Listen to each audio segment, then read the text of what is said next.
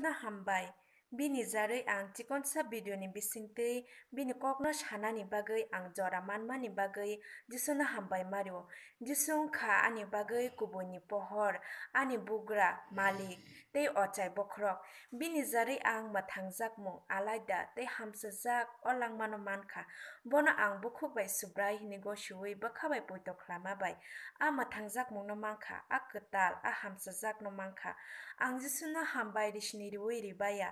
bini kok hamari ni kokrok no sasni saui sabaya salbrum no ang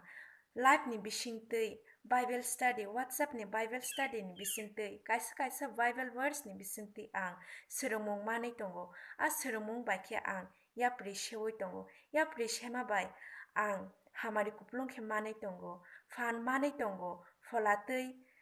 basaui tongo poito kwrak khe basaui tongo